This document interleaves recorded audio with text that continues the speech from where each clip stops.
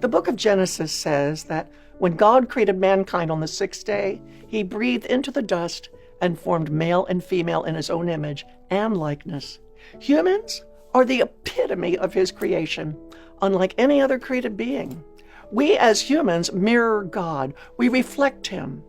It's what gives us inherent dignity and worth. And even when our original parents rebelled in the garden, their sin could not hide God's image. Though tarnished, the image of God radiates through all who descend from Adam and Eve. The Bible declares that every human being, regardless of gender, heritage, ethnicity, or ability, is an image bearer of God.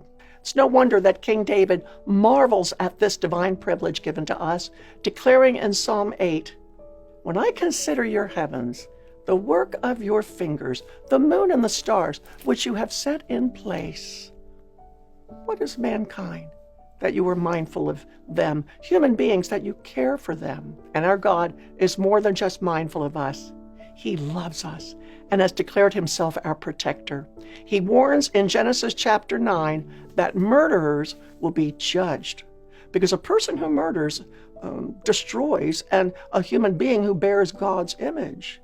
Human life is sacred because it is a gift given by God to every person, including the weak and the vulnerable in need of protection. Sadly, though, the sacredness of human life is under attack from all corners.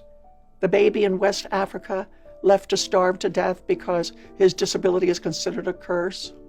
The clinically depressed teenager in Europe who qualifies for doctor-assisted death, or the elderly woman in an unlicensed nursing home suffering from abuse, and the preborn girl who is aborted because prenatal screening showed that she had a disability.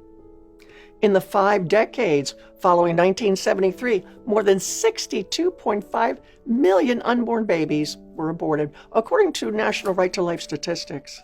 And a 2012 study by medical experts estimated that abortion rate for babies with Down syndrome, 67%. These babies and others with similar diagnoses were put to death, and their only crime was their disability. Prenatal genetic testing now precedes prenatal care, becoming the barrier between life and death, between care and permanent rejection. Abortion is the plainest example of the abuse of human dignity in our culture.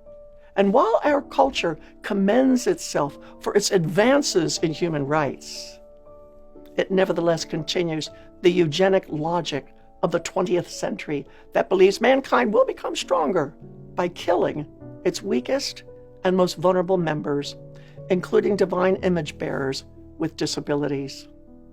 By refusing to accept all human life as a gift, our society rejects the disabled as burdens and tragedies. But no matter what society says, nothing can erase the God-given dignity and sanctity of each human life. Bearing the image of God confers a firm dignity and an absolute value upon human beings, which extends to the preborn child in the womb. As Psalm 139 describes, God meticulously knits each one of us together in our mother's womb.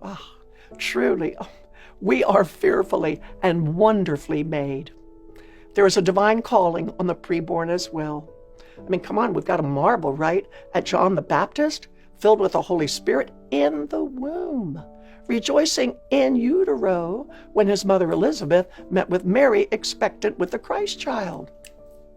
And when I consider Mary and Elizabeth, I mourn for the mothers who are not given appropriate counseling when they receive a prenatal diagnosis that shows their unborn child may have a disability.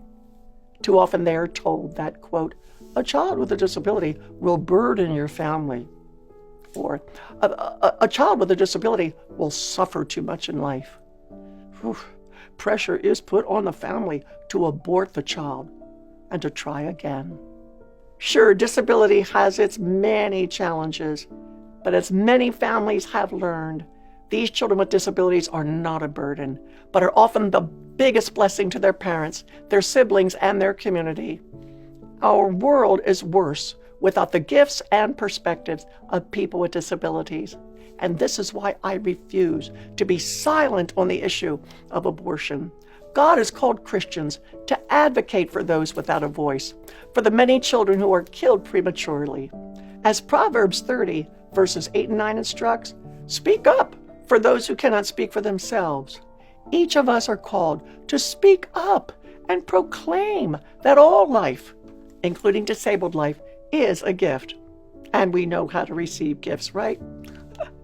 Always with joyful reception.